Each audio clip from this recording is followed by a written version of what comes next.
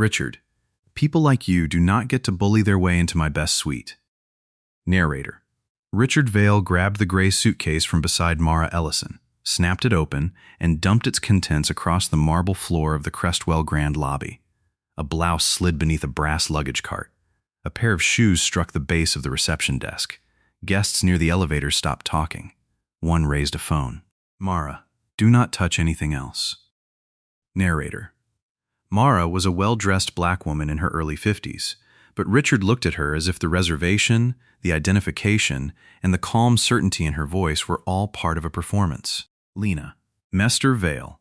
Her booking is valid. Richard. Then she can show the card that paid for it. Mara. The authorization is already in your system. Richard. Security will remove you if you keep refusing instructions. Narrator. Near Mara's feet, an old leather luggage tag tore free from the suitcase and disappeared beneath the desk. Narrator. Have you ever watched someone be judged before the facts were checked, while everyone in the room waited to see whether silence would become permission? Narrator. Richard did not know that Mara Ellison chaired North Star Hospitality Group, the company that owned every Crestwell hotel in the country. She had arrived without an entourage because North Star's board was deciding whether to invest another $20 million in this property. She wanted to see how ordinary guests and junior employees were treated when no executive badge was visible. Mara. Lena, please preserve the reservation screen exactly as it is. Lena. I will. Narrator. Lena Park, the young front desk supervisor, had already seen the green corporate authorization banner beside Mara's name. She had also seen Richard move the monitor away from the lobby and replace the valid booking status with a fraud code. Richard. Stop directing my employee. Mara. She is protecting an accurate record. Richard. I decide what is accurate in this hotel. Narrator. Richard was competing for a regional vice president position. What he did not know was that Mara also chaired the committee reviewing his promotion. The audience could see the danger he was creating. Richard could not. Narrator. 90 minutes earlier, Mara had stepped from a taxi beneath a cold afternoon rain. She carried one suitcase, one leather handbag, and the old luggage tag her mother had bought during her first year as a hotel housekeeper. Mara. Still with me, Mom. Narrator. Evelyn Ellison had spent 26 years cleaning rooms for people who rarely learned her name. Mara had kept the tag because it reminded her that every polished lobby depended on workers most guests never noticed. Narrator. The Crestwell Grand was North Star's flagship property, but recent complaints had raised alarms. Guests described being questioned about whether they belonged. Employees described warnings disappearing after private meetings with Richard. Refunds were delayed, security was summoned too quickly, and staff members who objected were moved to worse shifts. Elaine. I can meet you at the entrance. Mara. Come at 7 as planned. No special treatment. Narrator. Elaine Brooks, North Star's general counsel, had urged Mara not to conduct the review alone. Mara refused. If Richard knew the chairwoman was coming, he would smile for an hour, recite policy, and blame every complaint on a misunderstanding. Elaine. 3 employees withdrew written statements. Mara. Did they give a reason? Elaine. 2 said the problem had been resolved. 1 stopped answering. Mara. And their schedules? Elaine. All 3 lost preferred shifts before they withdrew. Mara. Then I need to see what makes people afraid. Elaine. The board can authorize a formal audit without putting you in that lobby. Mara. An audit will show me the records. It will not show me what happens before the records change. Narrator. Mara's restraint had a purpose. Revealing herself too soon would protect Richard from his own choices. She needed the hotel's systems, cameras, and employees to record what happened before anyone could rewrite it. Narrator. At the front doors, a bell attendant offered to carry her suitcase. Mara thanked him and declined. At the desk, Lena found the reservation immediately. Lena, 3 nights, executive floor. Your identification matches, and the corporate authorization is attached. Mara, thank you. Narrator. The room had been upgraded automatically because the office of the chair reserved a small number of suites for executive travel. Lena was preparing the key when Richard emerged from the glass office behind the desk. Richard. Who approved that upgrade? Lena, the system did. Richard, remove it. Narrator, Lena explained that the reservation was tied to North Star Executive Travel. Richard asked Mara for the physical payment card. Mara, corporate travelers are not required to carry the central account card. Richard, at other hotels, perhaps. Narrator, Mara asked him to check the written policy. He did not. Instead, he studied her coat, her suitcase, and the taxi receipt still visible in her hand. Richard, executive guests usually arrive with a driver. Mara, that is not a booking requirement. Narrator, Lena quietly offered to call the corporate travel number printed on the account. Richard ordered her to stop. Lena, the authorization is green. Richard, a colored banner does not replace management judgment. Narrator, Mara could have ended the encounter with one sentence. She chose not to because the hotel's cameras were recording and because Lena had begun to look frightened. Mara, please follow the policy already attached to the reservation. Narrator, Richard smiled as though her calmness were an insult. Narrator, Richard told Mara the presidential suite was for verified premium guests. Two people waiting near the concierge desk turned toward them. The lobby was not crowded, but it was public enough for shame to spread quickly. Richard, confidence is not proof that you belong on that floor. Narrator, Mara asked him what fact was still missing. He already had her government identification, the confirmed reservation, and the active corporate authorization. Richard, the payment card. Mara, your own policy says it is not required. Richard, policies do not prevent fraud.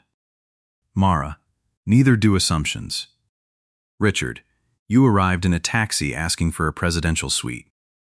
Mara, I arrived with a confirmed reservation. Richard, and no card. Lena, the central account is the card, sir. The traveler cannot physically carry it. Richard, I know how corporate travel works. Mara, then why are you pretending not to? Narrator, Lena nodded before catching herself. Richard saw it. Richard, step away from the terminal. Lena, sir, the account is valid. Richard, I did not ask for your opinion. Narrator, he moved beside Lena and entered a manager override. The reservation changed from confirmed to canceled. For the reason code, he selected suspected payment fraud. Mara, you have no failed payment and no identity mismatch. Richard, your refusal to provide the card is enough. Narrator, it was not enough under North Star policy, and everyone behind the desk knew it. The problem was that Richard controlled schedules, evaluations, and promotion recommendations. The bell attendant near the doors looked down. A security officer watched from beside the elevators but did not approach. Lena, canceling this account will trigger a corporate review. Richard, then I will explain that you failed to identify a fraud risk. Narrator, Lena's hand paused above the keyboard. Her mother had recently undergone surgery, and Lena needed every hour of overtime the hotel gave her. Richard knew that. He had mentioned it during a previous disciplinary meeting. Mara, do not threaten her for stating what the system shows. Richard, you are delaying paying guests. Narrator, there was no line. Richard raised his voice anyway. Richard, take your luggage and leave. Mara, restore the reservation and call the corporate number. Richard, you are in no position to issue orders. Narrator, a guest near the elevators began recording. Richard noticed the phone and straightened his jacket. Richard, good. Let people see that this hotel protects itself. Narrator, Mara felt anger rise into her throat, but she kept both hands visible. She needed the cameras to capture Richard's decisions, not a struggle he could later describe as mutual. Narrator, Richard called the security officer closer and announced that Mara was refusing to leave private property. The officer asked whether she had a reservation. Richard said it had been canceled for suspected fraud. Mara, it was valid until he overrode it. Narrator, Lena confirmed that statement in a voice barely above a whisper. Richard turned toward her. Richard, one more interruption and you are suspended. Narrator, the security officer hesitated. His company's contract was renewed locally, and Richard controlled the recommendation. The officer told Mara to keep her hands away from her handbag. Mara, my confirmation email is inside. Richard, convenient. Narrator, Mara understood what was happening. Every path to proving her identity was being recast as suspicious. If she reached for the phone, Richard could call it threatening. If she stood still, he could call it refusal. If she revealed her title, he could claim she had used power to intimidate him. Narrator, Lena opened the reservation history and saw the original authorization still preserved beneath Richard's override. She also saw a small incident bookmark icon used to freeze an audit snapshot. Lena, Sir Vale. I can preserve the record and call corporate. Richard, close the account. Narrator, instead, Lena pressed the bookmark key beneath the counter. Narrator, Richard walked around the desk, pulled Mara's suitcase from beside the luggage cart, and dragged it into the center of the lobby. Mara, leave my belongings where they are. Richard, you were told to leave. Narrator, the security officer suggested carrying the suitcase outside without opening it. Richard ignored him. He snapped open the outer pocket and pulled out a scarf. Mara, you do not have permission to search my property. Richard, I am checking for hotel assets. Narrator, there had been no theft report. There was no legal or policy basis for the search. Richard was no longer protecting the hotel. He was trying to turn humiliation into evidence that he had been right. Narrator, his hand caught the old leather luggage tag. Mara, do not pull that. Richard, this piece of trash? Narrator, he yanked the suitcase upright. The worn strap tore. The tag struck the floor and slid beneath the desk. Mara, that belonged to my mother. Narrator, for the first time, Mara's control cracked. Her voice trembled, and she took one step toward him before stopping herself. Richard, then you should have taken better care of it. Narrator, he opened the main zipper and tipped the suitcase forward.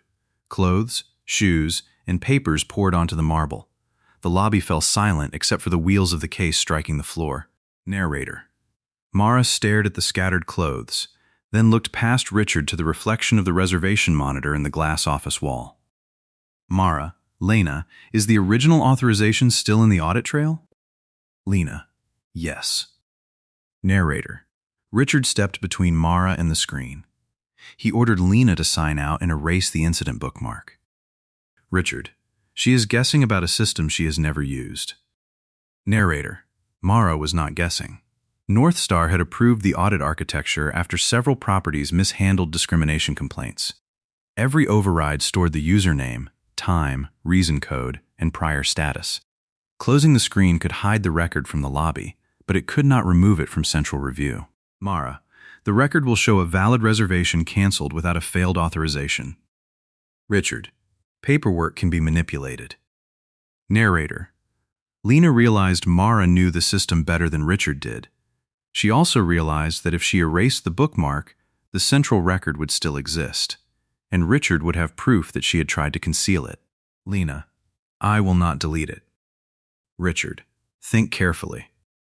Narrator, Lena thought about her mother's medical bills, the overtime she could lose, and the 3 employees who had withdrawn earlier complaints. She was afraid. Her hands shook above the keyboard, but she kept the incident open. Lena, the record stays. Richard, you are risking your job for a stranger. Lena, I am risking it for the truth on the screen. Richard, truth is not your decision. Lena, neither is changing a valid booking into fraud. Mara, Lena, you do not have to protect me. Lena, I am not protecting you. I am protecting what happened. Narrator, Richard suspended her on the spot. He told the security officer to escort her to the staff office. The officer did not move.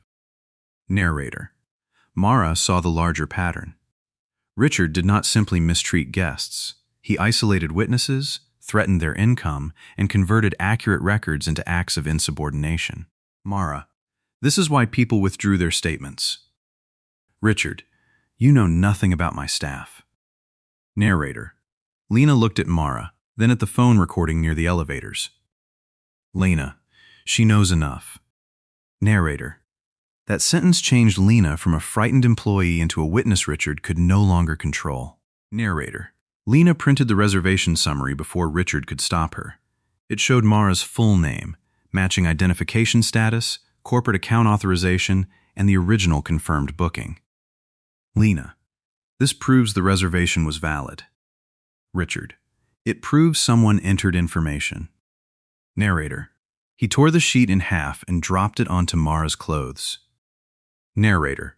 Richard had now been warned by the guest, the employee, the security officer, and his own system. He chose to continue. Narrator. For a moment, the confrontation appeared to be ending. Richard returned to his office and lifted the phone. Lena whispered that he might finally be calling corporate.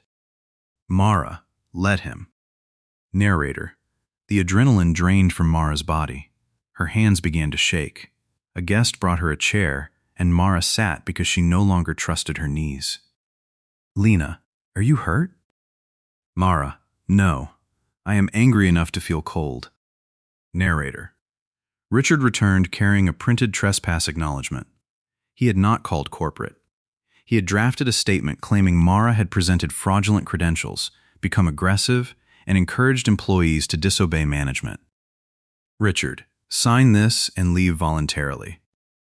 Mara, I will not sign a false report. Richard, then security will remove you. Narrator. The officer refused to use force without a lawful basis. Richard reminded him that the hotel could end his company's contract. The officer still did not move. Narrator. Richard then reached for Mara's handbag and pulled the strap across her shoulder. Mara stumbled against the chair. Lena came from behind the desk. Lena, let go of her. Narrator. Richard released the bag and turned on Lena. Richard, you are fired. Narrator. He entered a termination code before Human Resources had reviewed anything. Lena had been afraid of losing her job for most of the afternoon. Now the threat had become real. Lena, for preserving a valid reservation? Richard, for insubordination and participation in fraud. Narrator. Richard printed the notice and placed it beside the torn confirmation. Then he called Mara's removal official and told the lobby that the matter was closed. Narrator. Mara looked at Lena's termination notice, the scattered clothes, and the old tag still missing beneath the desk. This was the point Richard could no longer describe as confusion. He had seen the proof, destroyed the paper, threatened the witness, and created a false record. Narrator. The revolving doors opened at 7 exactly. Elaine Brooks entered carrying a slim case and expecting a private meeting with Mara. She stopped when she saw the clothes across the floor. Elaine. Mara? Narrator. Richard recognized North Star's general counsel. Relief crossed his face because he assumed she had come to support management. Richard. M. says, Brooks, I am glad you are here. This woman used a false corporate reservation and disrupted my staff. Elaine. Step away from the chairwoman. Narrator. Richard looked from Elaine to Mara and back again. Richard. What did you call her? Elaine. Mara Ellison, chair of North Star Hospitality Group. Narrator. The lobby became still. Even the guest recording lowered the phone slightly, as if the truth needed space to land. Richard. There must be a misunderstanding. Elaine. There is an audit trail. Narrator. Lena restored the bookmarked session. Elaine checked the identification match, the corporate authorization, the original reservation, Richard's fraud override, and the time of cancellation. She then examined the torn printed confirmation and Lena's termination notice. Elaine. Was there a declined payment? Lena. No. Elaine. A mismatch in identification? Lena. No. Elaine. Did Mr. Vale call corporate travel? Lena. No. Elaine. Did Mara threaten anyone? Lena. No. Elaine. Did she refuse a lawful security instruction? Lena. She asked to retrieve the confirmation from her bag. Mr. Vale told security not to let her touch it. Richard. Because the situation was unstable. Lena. It became unstable after you canceled the reservation. Elaine. And the suitcase? Lena. He opened it after she refused to sign the fraud accusation. Richard. That is not the sequence. Lena, the time-stamped video will show the sequence. Narrator. Lena explained that Richard had ordered her to erase the bookmark. She described the threat to her job, the suitcase search, the torn luggage tag, and the false trespass statement. The lobby cameras and a guest's phone had recorded the physical actions. Richard. The footage will lack context. Elaine. The context is in the system you tried to override. Narrator. Richard finally looked at Mara as if he were seeing her for the first time. Until that moment, he had treated her identity as something he could define. Now the room knew that Mara chaired the company that owned the chain. Richard. Had you identified yourself, none of this would have happened. Mara. You had my name. Richard. I mean your position. Mara. A guest should not need my position to keep her property off the floor. Narrator. Elaine opened her case and removed the agenda for the next board meeting. Richard's promotion review appeared on the first page. Elaine. There is another fact you should understand. Mara chairs the committee reviewing your promotion to regional vice president. Narrator. That was the exact leverage Richard had never seen. He had not merely humiliated the owner's chairwoman. He had demonstrated his judgment to the person responsible for deciding whether he should supervise 9 more hotels. Richard. This is retaliation. Elaine. No decision has been made about your employment. A documented review begins now. Narrator. Elaine called North Star's Central Operations Desk and had Richard's management access suspended pending investigation. She instructed security to preserve every camera file and ordered the office sealed until the audit could be copied. Richard. You cannot remove me in front of my staff. Mara. You removed a guest in front of hers. Narrator. Mara did not raise her voice. She did not order security to drag him through the lobby. She asked Elaine to follow process. Elaine. Mepster Vale. Surrender your master key and management badge. Narrator. Richard placed both on the desk. The same employees he had expected to remain silent watched him lose control of the system he had used against them. Narrator. Lena's termination was canceled immediately. Her pay and schedule were protected while she gave a formal statement. The security officer filed an independent report admitting that he had hesitated because Richard controlled the local contract recommendation. Narrator. The investigation lasted 12 days. Outside counsel reviewed the reservation audit, lobby footage, employee schedules, prior complaints, and closed case files. They discovered that Richard had repeatedly changed complaint statuses without guest signatures. Several employees had been moved to worse shifts after questioning his decisions. Elaine. The committee found a pattern, not a single bad afternoon. Narrator. Richard was terminated for cause after the review. His promotion application was withdrawn, and his conduct bonus was canceled under the management ethics clause. North Star referred the employment records to the appropriate labor authorities and required the security contractor to conduct its own review. Narrator. Mara did not vote on the final termination decision. She removed herself to avoid any claim that personal humiliation had replaced due process. Mara. Accountability must be stronger than revenge. Narrator. The hotel also faced consequences. North Star froze the planned renovation launch. Mara refused to spend $20 million making the lobby look more luxurious while employees were afraid to preserve accurate records. Narrator. Part of the renovation budget was reassigned to an independent guest complaint system, protected employee reporting, and mandatory review of management overrides. Every disputed fraud code would now be visible outside the local property. Narrator. Lena was offered the front desk manager position after an open interview. She accepted only after confirming that employees could report retaliation without routing the complaint through the same manager being accused. Lena. I do not want a title that depends on staying quiet. Mara. Then build a desk where accuracy is safer than silence. Lena. What happens when the next manager says the report is disloyal? Mara. The report leaves the property before that manager can bury it. Lena. And if the employee is still afraid? Mara. Then the system must carry more of the courage. Narrator. The guest who had recorded the confrontation gave the video to investigators but refused to post Mara's humiliation for entertainment. Her statement was simple. The lesson was not that Richard had mistreated an important woman. The lesson was that he believed mistreatment was safe when he thought she was unimportant. Narrator. 3 months later, Mara returned to the Crestwell Grand without warning. The marble floor had been polished. The glass office had a new manager. But the most important change was invisible to guests. Any employee could now preserve an incident directly to North Star's central review team. Narrator.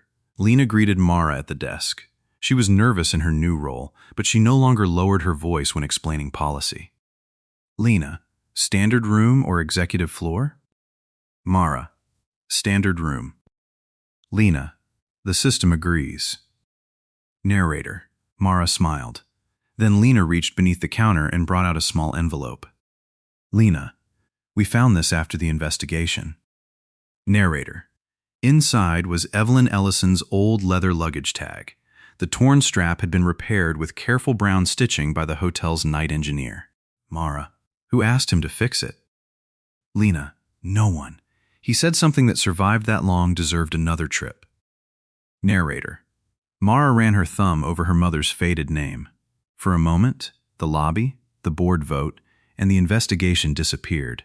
She remembered a woman leaving home before sunrise to make rooms beautiful for strangers. Mara. She would have liked him. Narrator. Mara fastened the repaired tag to her suitcase. North Star's single lasting response to the incident was not a statue, a press campaign, or a speech. It was the protected reporting line Lena now trusted enough to use. Narrator. The hotel had learned that dignity could not depend on whether a guest owned the building. Mara had learned something too. Restraint was powerful only when it eventually made room for truth. Narrator. Have you ever watched someone with authority decide that another person's dignity did not matter? Tell us whether you would have spoken up, preserved the evidence, or stayed close enough to become a witness. Share this story with someone who needs the reminder that respect should never depend on a title. And subscribe for more stories about the underestimated, the overlooked, and the quietly unbreakable. Here at Still Waters, power does not always arrive loudly, but truth has a way of reaching the whole room.